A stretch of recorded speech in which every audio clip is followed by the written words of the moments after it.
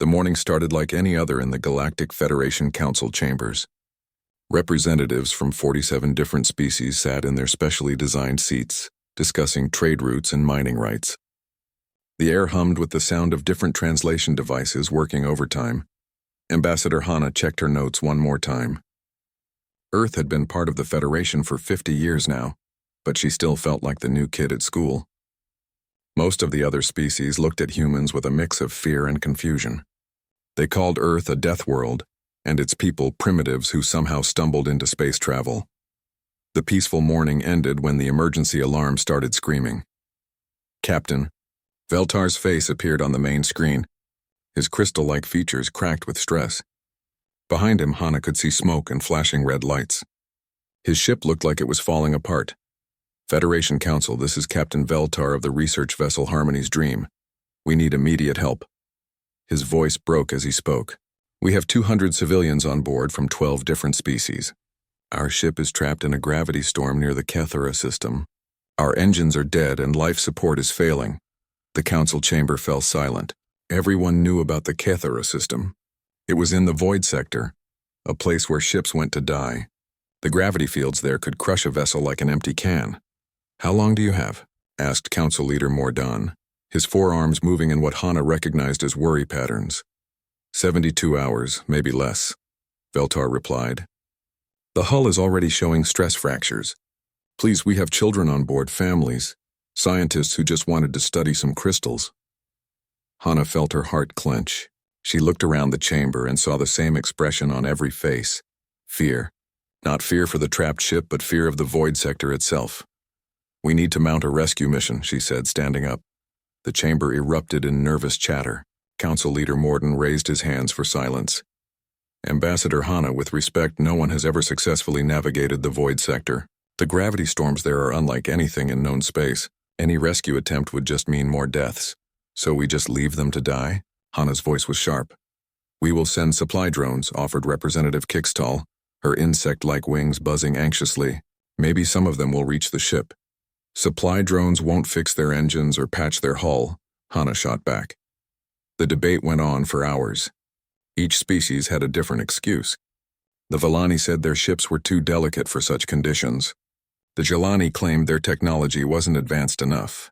The mighty Torgak, despite their size and strength, admitted their ships couldn't handle the gravity fields. Hana listened to it all with growing frustration. These were the same species that called humans primitive, the same ones who looked down on Earth's crude technology and violent nature. Now when people needed help, they were all making excuses. Earth will go, she said during a brief pause in the arguments.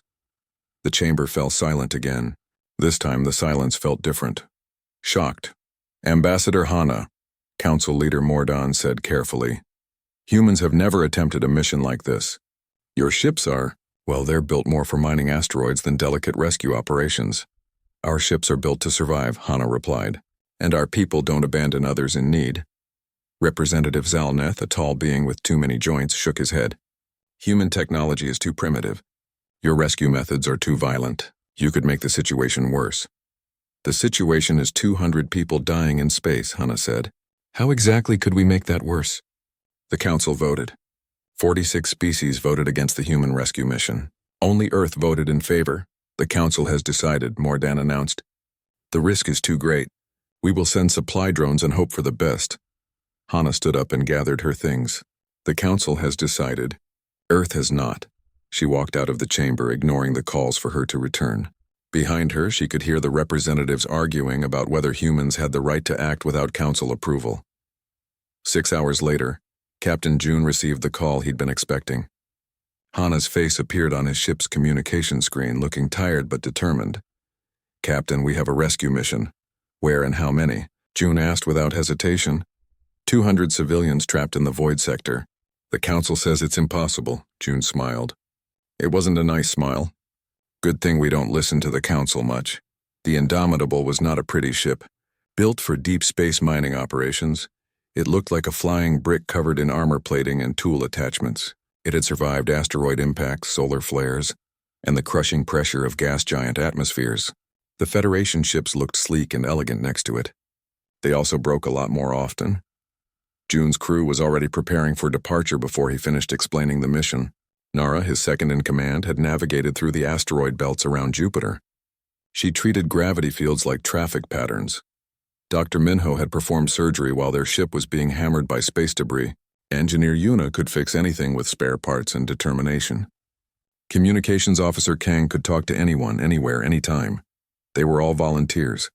They were all crazy enough to fly into the most dangerous region of known space to save strangers. Departure in 2 hours, June announced. Standard rescue protocols. Pack for rough weather. As the Indomitable powered up its engines, the Federation monitoring station sent frantic messages. The Council demanded that Earth recall its ship immediately. They warned of certain death and total mission failure. June turned off the communications and plotted a course for the Void sector. "Captain," Kang said, "the Federation ships are maintaining distance. They're afraid to get too close to us." "Let them be afraid," June replied. "Someone has to go get those people." The Indomitable left Federation space at maximum speed, heading directly toward the place where ships went to die. Behind them, the Council continued to debate and send angry messages. Ahead of them, 200 people waited in the dark, hoping someone would be crazy enough to try the impossible. They didn't know that impossible was just another word for Tuesday in the human vocabulary. The Harmony's dream was free from the gravity eddy, but it was far from safe. The ship tumbled slowly through space. Its elegant hull cracked and twisted from the stress of the explosions. Several sections had lost atmosphere completely, and the rest was running on emergency power. "Captain Veltar, what's your current status?" June asked. "We have multiple hull breaches," came the shaky reply. "Life support is failing in sections 3 through 7. We've lost main power to the medical bay and—" His voice trailed off. "What is it?" "We have 17 crew members trapped in the lower decks. The blast doors sealed automatically when we lost atmosphere, but we can't get to them." Dr. Minho was already moving before June finished receiving the report. "I'm suiting up for EVA operations. Those people need medical attention now." "EVA?" Veltar's voice climbed with panic. "In these gravity conditions? That's certain death." Nara checked her instruments. "Gravity fields are still active, but they're manageable. I can get us close enough for a safe transfer." "There's no such thing as a safe transfer in the Void sector," Veltar protested. "There is if you know what you're doing," Nara replied, firing maneuvering thrusters to bring the Indomitable alongside the damaged alien ship.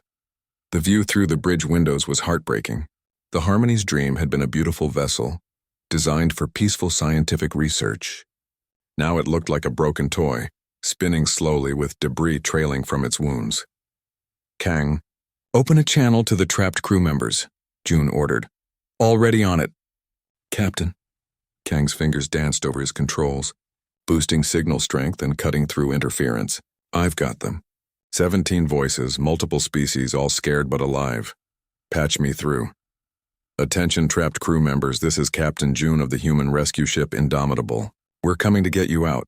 The response was immediate, multiple voices speaking at once in different languages. Kang sorted through the translation feeds and found someone who could speak Federation Standard. "This is Scientist Tal Esh," came a young female voice, obviously trying to stay calm. "We're trapped in Laboratory Section 4. The blast doors won't respond and we're losing air pressure. How badly are you hurt?" "3 of us have serious injuries from the explosions. Dr. Kentar has a broken limb and researcher Vixal appears to have internal damage. The rest of us have minor cuts and bruises." Dr. Minho suited up in his EVA gear, a bulky mechanical suit designed for asteroid mining operations. It looked primitive compared to Federation technology, but it could survive conditions that would kill most people. "I'm coming over," he announced. "Telesh, can you describe the exact location of the blast door controls?" "Dr. Minho," Captain Veltar interrupted, "our blast doors require precise biometric authentication. Human hands cannot operate Jelani technology." "Then I'll make new doors," Minho replied, attaching cutting tools to his suit. Engineer Yuna was already preparing equipment. "I'm sending over emergency patches for the hull breaches. We can get basic life support restored while the doctor works on the injured." "You can't patch our hull with human materials," Veltar protested. "Our ships use living crystal technology that responds to biosignatures." "Your ship is dying," Yuna said bluntly. "My patches will keep it alive long enough to get everyone home. We can worry about elegant solutions later." Nara brought the Indomitable close enough to the alien ship that their hulls almost touched. In normal space, this would be a routine docking maneuver. In the void sector's gravity fields, it required navigation skills that few beings possessed. EVA. Deployment in 30 seconds, she announced. Dr. Minho pushed off from the Indomitables, airlock, and drifted across to the Harmonies. Treem. His bulky suit looked clumsy, but he moved with practiced efficiency. Behind him, automated drones carried emergency supplies and repair equipment.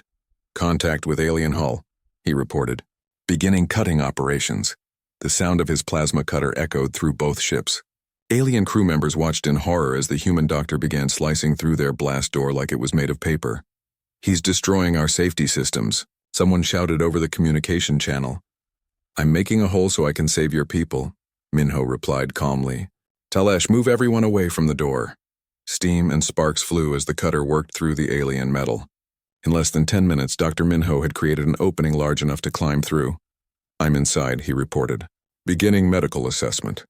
What he found in the trapped section was 17 terrified aliens from 6 different species. They huddled together in the dim emergency lighting, staring at him like he was a monster that had come to devour them. It's okay, he said gently, removing his helmet so they could see his face. I'm here to help. Talesh stepped forward hesitantly.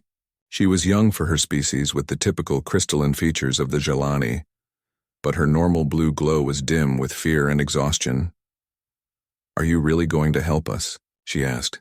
That's what doctors do, Minho replied, already moving toward the injured Dr. Kentar. The alien doctor had suffered what humans would call a compound fracture. His arm was bent at an impossible angle with bone showing through the skin. It was a serious injury, but far from life-threatening. This is going to hurt, Minho warned, but I need to set the bone before we move you. Wait, Kentar protested. You cannot perform medical procedures on my species. You don't understand our physiology. I understand broken bones, Minho replied, injecting a local anesthetic. Pain is pain, and bones are bones. The procedure that followed was brutal by Federation standards. Minho pulled the broken limb straight with quick, decisive movements, aligned the bone fragments, and applied a stabilizing brace. Kentar screamed, but the treatment worked. Injury stabilized, Minho reported. Moving to patient 2. Researcher Vixal was unconscious, showing signs of internal bleeding. This was more serious. Internal injuries could be fatal if not treated quickly. I need to perform emergency surgery, Minho announced. Surgery? Talesh looked terrified. Here? Now? He'll die if I don't. Using instruments designed for field medicine in hostile environments, Dr. Minho began operating on Vixal. His movements were quick and sure. Born from years of performing emergency surgery while his ship was under attack from space debris or solar radiation, the alien crew members watched in fascination and horror as the human doctor worked. Where Federation medicine was gentle and slow, human medicine was aggressive and immediate. It looked brutal, but it saved lives. Surgery complete, Minho announced 20 minutes later. Patient is stable. We need to get him to a proper medical facility, but he'll live. While the doctor worked, Engineer Yuna had been busy patching hull breaches with emergency sealant. Her materials were crude by Federation standards, basically smart glue that hardened when exposed to vacuum, but they worked. Life support restored to all sections, she reported. The ship won't win any beauty contests, but it's airtight. By the time Dr. Minho finished treating all 17 trapped crew members, word had spread throughout the Harmony's dream. The humans weren't the brutal savages they'd been led to expect. They were competent professionals who treated strangers like family.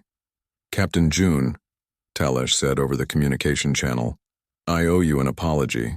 We thought humans were primitive. We are primitive, June replied with a laugh. We just make it work. The rescue operation continued for several more hours. The humans moved injured aliens to their medical bay, shared their food rations, and worked alongside the alien crew to restore basic ship functions. Captain Veltar found himself working beside Engineer Yuna, trying to understand how her crude-looking repairs were somehow more effective than his ship's sophisticated systems. Your technology is so simple, he said, not meaning it as an insult. Simple things don't break when you need them most, Yuna replied, showing him how to apply emergency patches. Complex is nice when everything goes right. Simple is better when everything goes wrong. As they worked together, the barriers between species began to break down. The aliens saw that humans weren't monsters. They were people who refused to let others suffer when they could help. But their relief was short-lived. Long-range sensors began detecting something approaching through the void sector's gravity storms. Something big, ancient, and definitely not friendly. "Captain," Kang announced, his voice tight with concern, "we have a problem. A very big problem." The long-range sensors on both ships began screaming warnings at the same time. Something massive was moving through the void sector toward their position, and it wasn't natural.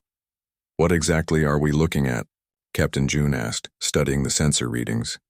Kang enhanced the display, filtering out the gravity field interference. What appeared on screen made everyone in both ships fall silent. It was a machine, but not like any technology currently used by the Federation. The vessel was enormous, easily 3 kilometers long, and covered in weapon arrays that looked like they belonged in a nightmare. Ancient symbols covered its hull, and energy readings showed it was very much alive and functional. "By all the void winds," Captain Veltar whispered over the communication channel. "That's a harvester." "A what?" June asked. The silence that followed was filled with pure terror. Finally, Talisha's voice came through, shaking with fear. "Harvesters are legends from the old wars, ancient automated weapon platforms built by a species that died out millions of years ago. They were designed to collect resources by destroying anything they encountered. How many species have fought them successfully?" Dr. Mino asked. "None," Veltar replied. "No living species has ever survived an encounter with a harvester. They're unstoppable." Captain June looked at his crew. Nara was already calculating intercept courses. Engineer Yuna was studying the weapon platform's design, looking for weak points. Dr. Minho was preparing the medical bay for casualties. Communications Officer Kang was boosting power to all systems. None of them looked scared. They looked like people who had just been given an interesting problem to solve. "Captain June," Veltar's voice was pleading, "you must leave us and escape while you still can. There's no point in all of us dying." "Not happening," June replied. "We came here to bring everyone home." "Everyone means everyone." "You don't understand," Telesh interrupted. "Harvesters can't be fought. They can't be reasoned with. They can't be stopped. The best military fleets in Federation history have tried. They all died." "The best Federation fleets," Nara said, making course corrections to put the Indomitable between the alien ship and the approaching threat. "They never faced humans." Engineer Yuna was deep in her analysis of the Harvester's design. "Captain, this thing is old." "Really old. I'm seeing technology that's millions of years out of date." "Meaning?"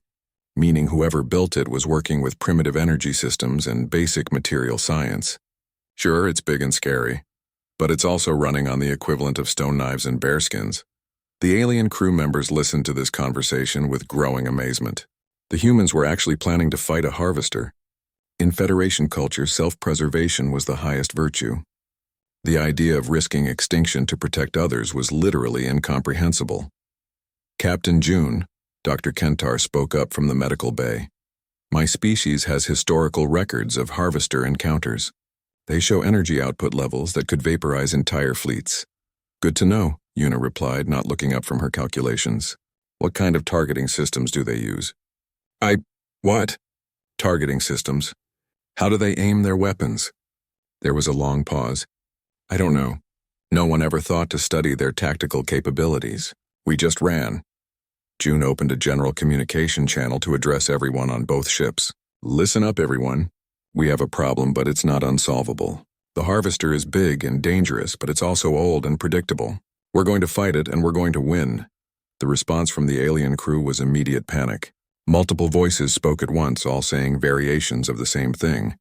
"This was impossible. This was suicide. This was madness, Captain," Telesh said, her voice small and scared. "Humans really are as crazy as the Council says, aren't you?" "Crazy enough to come into the void sector to rescue strangers," June replied. "Crazy enough to fight ancient killing machines to protect people we've never met. If that's crazy, then yes, we're completely insane." The harvester was now close enough for visual contact. It looked like a massive metal spider, all angles and weapon arrays. Energy was building up along its hull as various systems came online. Ancient but functional, it began scanning both ships with beams of light that felt hostile even through the vacuum of space. "It's targeting us," Kang reported. All weapon systems are powering up. How long until it's in firing range? June asked. 12 minutes. Yuna, what do you need to disable that thing? Engineer Yuna brought up a detailed schematic on the main screen. The power systems are centralized in the core section. If we can overload the primary coupling array, the whole thing should shut down. And how exactly do we overload an ancient alien power core? Same way we crack asteroids. Big explosions in the right places. The plan that followed sounded insane to the Federation crew members. The humans wanted to fly their mining ship directly at the harvester, dodge its weapons, and plant explosives on its hull.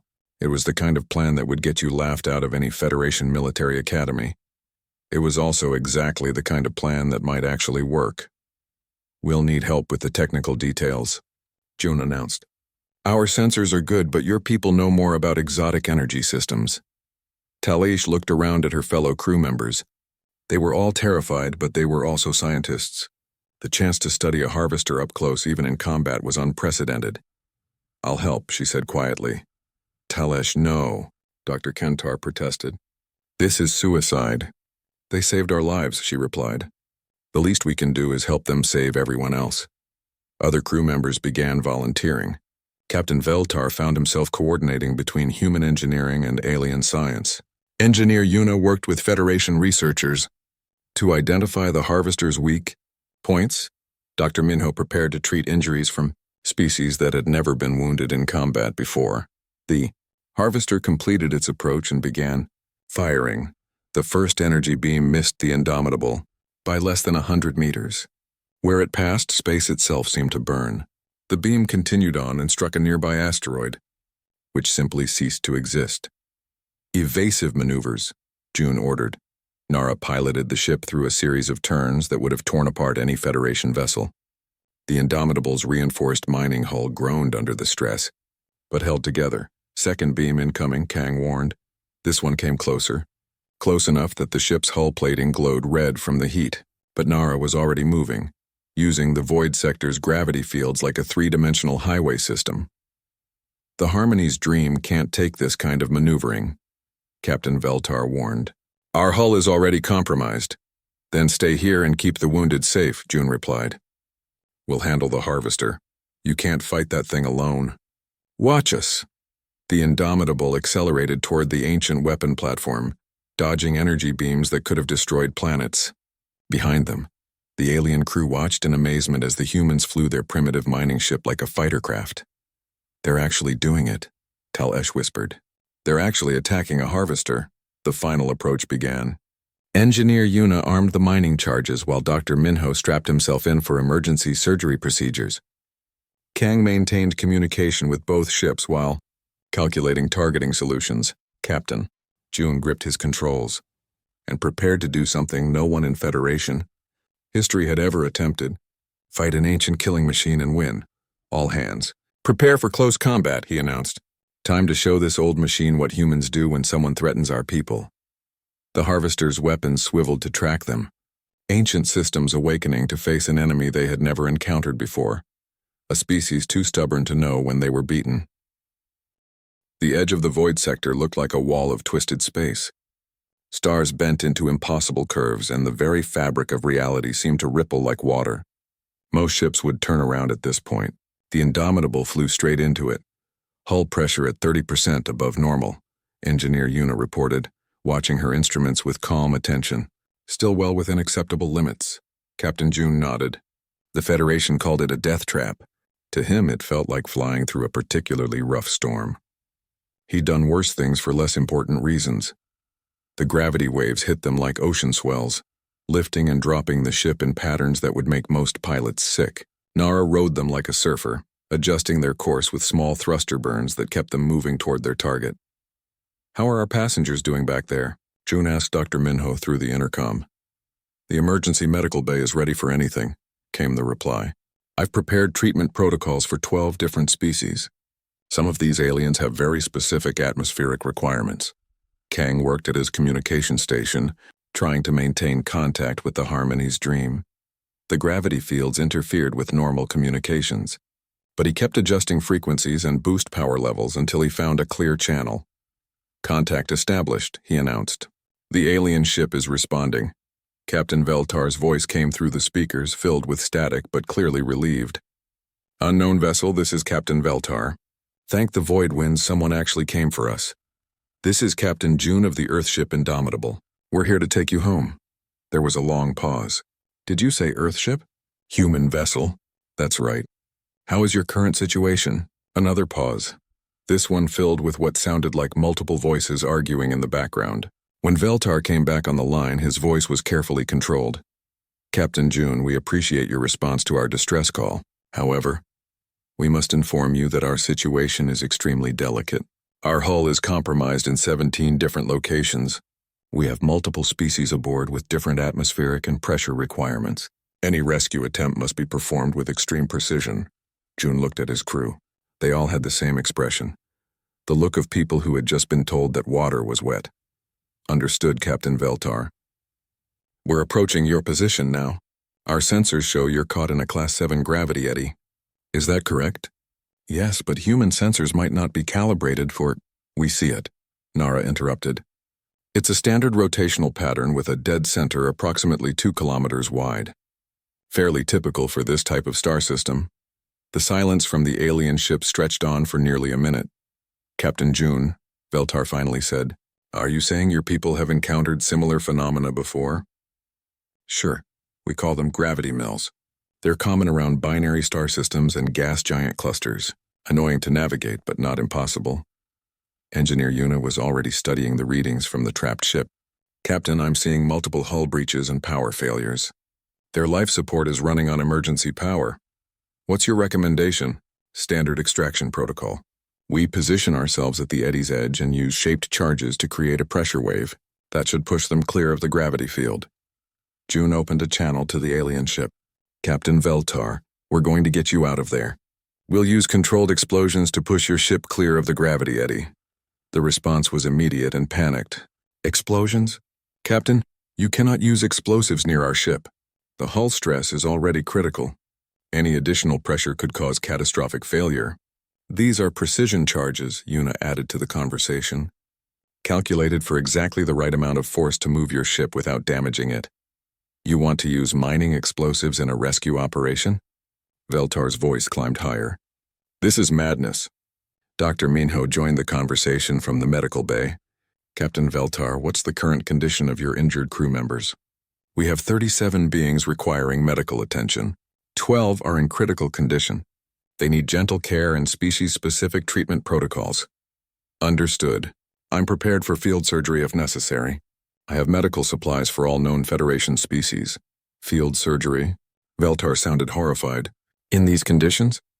During a rescue operation involving explosives? The human crew exchanged glances.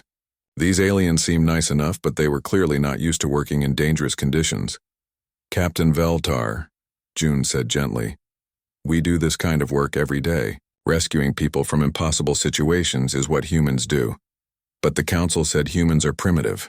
Your technology is crude. Your methods are violent, Kang laughed. Sir, crude technology is the kind that works when everything else fails. Violent methods are the ones that save lives when gentle approaches won't do the job. Nara had positioned the Indomitable at the optimal point relative to the gravity eddy. Captain, we're in position. Ready to deploy charges on your command. Through the viewports, they could see the Harmony's Dream. It was a beautiful ship, all smooth curves and elegant design. It was also clearly falling apart. Hull plates were buckling under the gravity stress, and several sections showed signs of atmospheric breach. Captain June, Veltar's voice was pleading now. Please understand. We have children aboard, families, scientists, they're terrified. They should be terrified, June replied. They're going to die if we don't get them out of there. Are you ready? The alien captain was quiet for a long moment. In the background, they could hear voices arguing in multiple languages. Finally, Veltar came back on the line. We have no choice, do we? Not if you want to live. Then proceed, Captain. And may the void winds forgive us all. Yuna launched the first charge. It was a small device no bigger than a backpack, designed to crack asteroids with surgical precision. It detonated exactly where she had calculated, creating a pressure wave that rippled through the gravity field.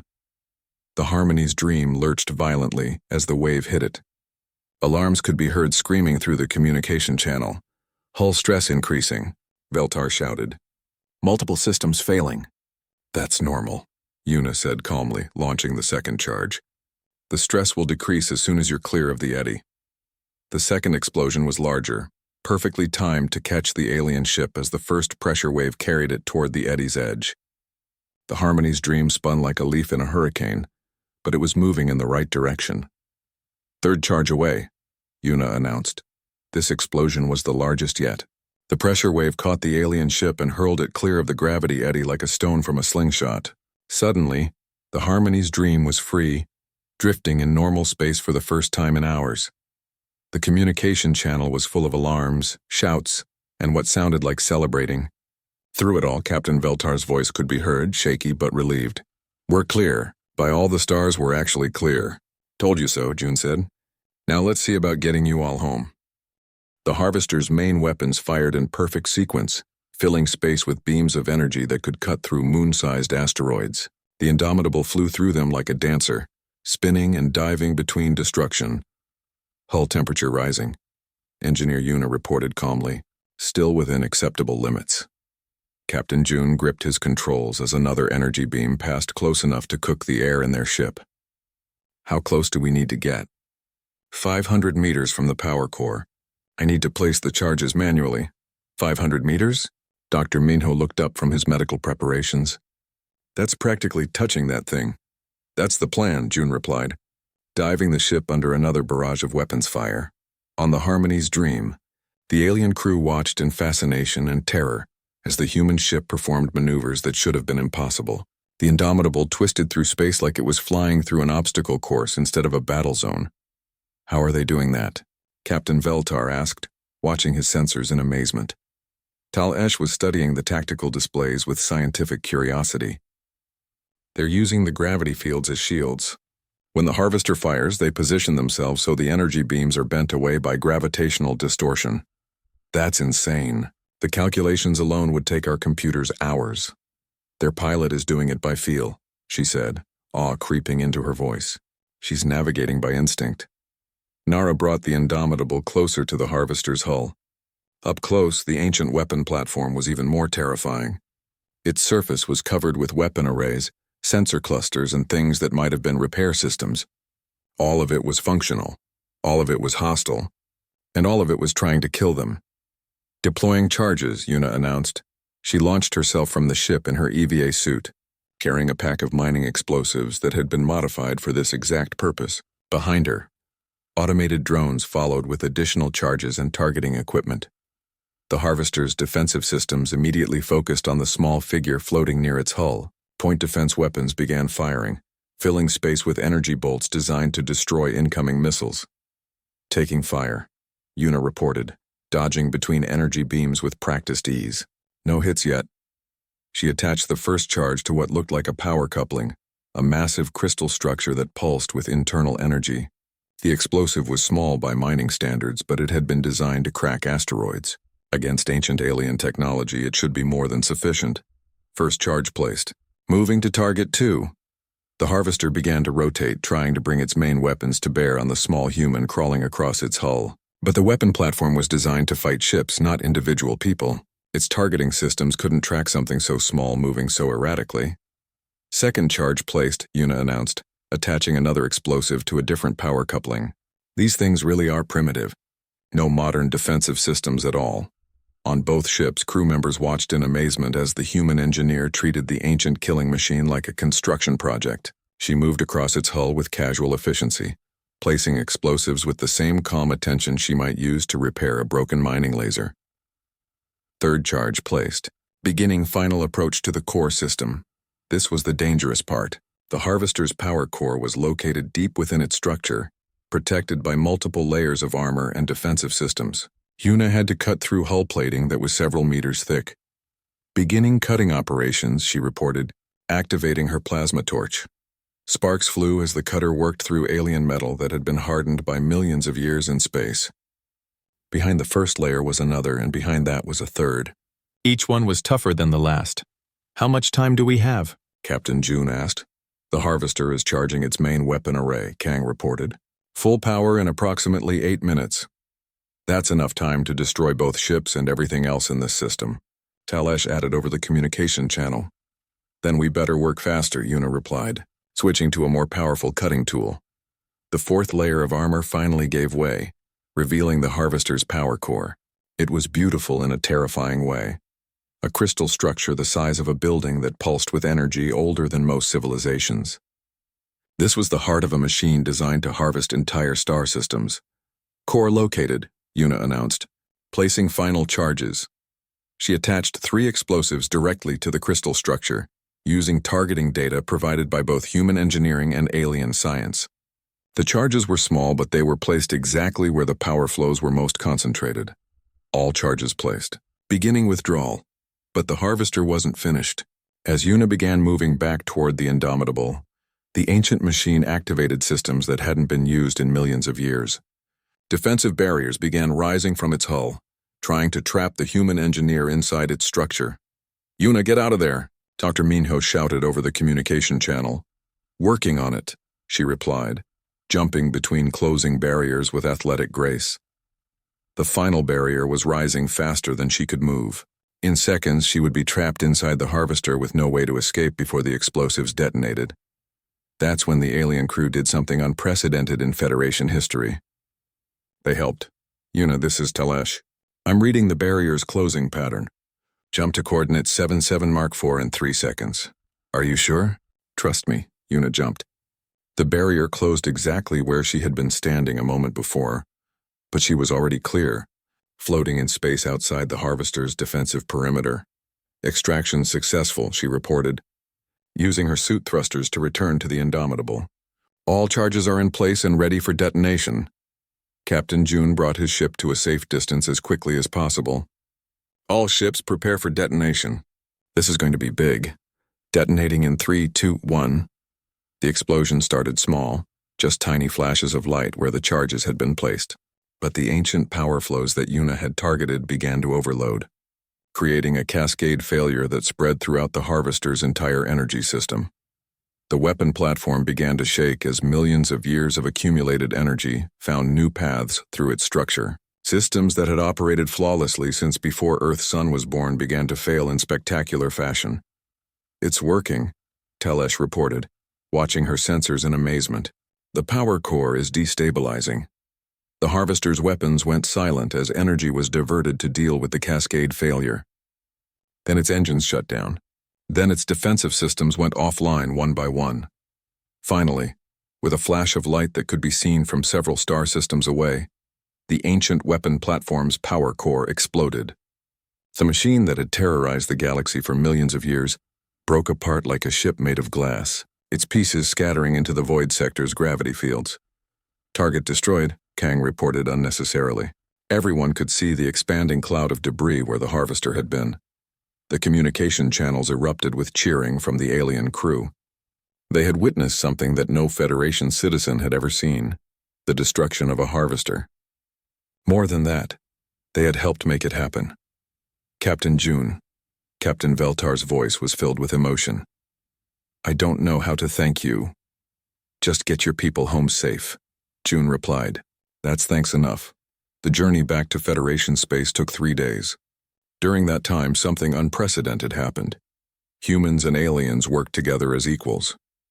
Dr. Minho treated injuries while alien doctors learned his techniques. Engineer Yuna showed Federation engineers how to make repairs that actually lasted. Captain June and Captain Veltar shared stories of their respective homeworlds. Most importantly, the aliens began to understand what they had been missing. Humans weren't primitive, they were practical. They weren't violent, they were protective. They weren't crude, they were effective. "You know," Talesh said to Dr. Minho as he checked her injuries one final time, "the Council was wrong about humans." "How so?" "They said you were dangerous." "We are dangerous," Minho replied with a smile. "We're dangerous to anyone who threatens innocent people." When the rescue fleet finally reached Federation space, they found a crowd waiting for them. Word of the mission had spread throughout the galaxy. Every news service wanted to interview the humans who had flown into the void sector and come back with everyone alive. More importantly, the Federation Council was waiting. Ambassador Hana stood before the same representatives who had voted against the rescue mission. But now, instead of looking at her with contempt, they looked at her with something approaching respect. "Ambassador," Council Leader Mordan said formally, "the Federation owes Earth a debt of gratitude." "Earth doesn't want gratitude," Hana replied. "Earth wants to help." Captain Veltar stepped forward. "Council members, I have something to say. For 50 years, we have treated humans as primitives who somehow stumbled into space travel. We were wrong." He gestured to the human crew members standing behind him. "These people flew into certain death to save strangers. They fought an ancient enemy that we all feared to face. They risked everything for nothing more than the chance to help others." Talish joined him. "The Council called them Deathworlders." They were right. Humans are from a world that would kill most of us in minutes.